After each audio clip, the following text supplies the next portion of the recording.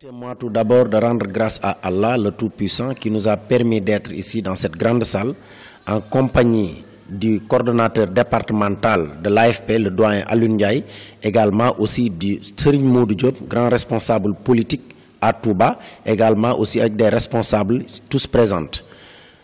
Nous étions en conférence de presse après la revue des troupes. Comme l'AFP fait partie des membres fondateurs de la coalition Benno Bokk Yakaar et nous approchons des élections législatives, donc il est grand temps que l'AFP se prononce par rapport à la situation.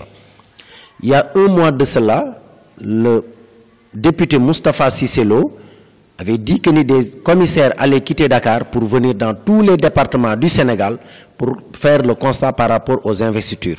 Et depuis lors, nous n'avons encore vu aucun commissaire, aucun missionnaire concernant ces investitures-là. Sur ce, l'AFP, en tant que membre clé, membre fondateur, et personne ne doute de la loyauté, de l'engagement que l'AFP a eu à travailler avec le président Macky Sall dans la mouvance présidentielle. L'AFP, parti très loyal avec le président Macky Sall,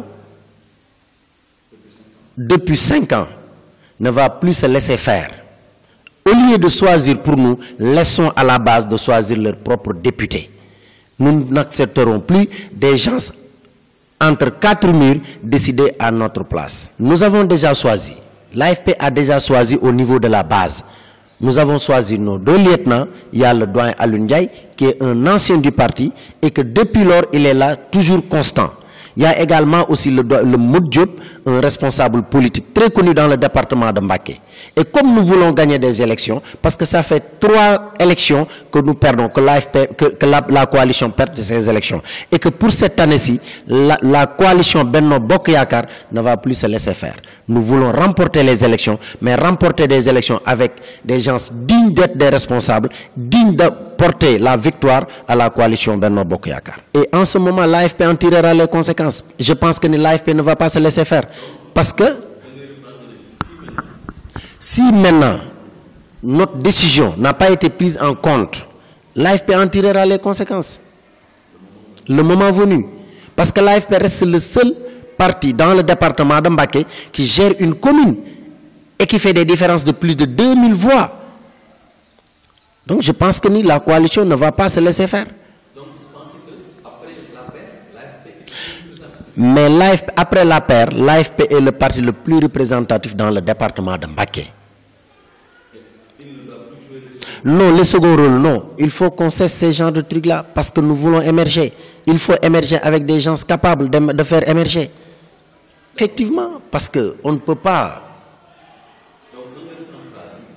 Nous voulons vraiment que Moustapha Cissé Lo, compte tenu de la situation départementale, l'AFP réclame Moustapha Cissé Lo comme coordonnateur départemental.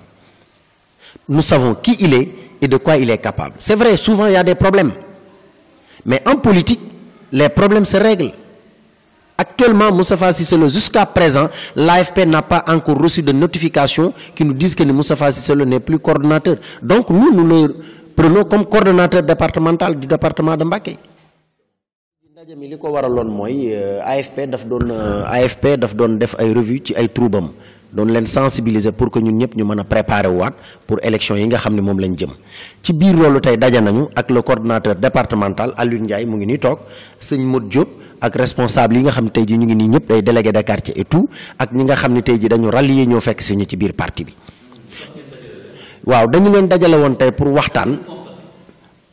waaw li ñu constaté mooy dañu leen dajale ndax bi ñu wëree suñuy troupe ba pare dañu am constat boo xamante ni il fallait que ñu leeral ko ndax mat na weer ci ginnaaw le député Moustapha Cissé Lo bi muy def benn meeting ca Ngaabu dafa waxoon ni ay missionnaire dinañ jóge Dakar ñëw fi dajale mbooloo mi waxtaan ak ñoom pour que ñu mën a xool naka la ñuy defee investiture yi depuis lors gisuñu kenn waxul ak ñun ci biir loolu nag ñuy bañ li nga xam ne daan nañu dalatiñu ay problème képp moo tax ñuy perte élection yi ci biir loolu nag ñun ñu ngi sàkk coordination bi nga xam moom la Moustapha Cissé Lo yoroon mu continuer di ñu ko doxalal ndax ñun AFP depuis que ñu wax ni Moustapha Cissé Lo milité tu fi ñun jotuñu benn këyit buy mën a wane ni Moustapha Cissé Lo nekkatul coordonnateur départemental. xam nga boo xoolee AFP kenn la tabletul loyautéem engagement am ak ni nga xam ne noonu la le camarade Moustapha Niasse mel ci wetu président de la République président de la coalition Benno Bokk Yaakaar muy Macky Sall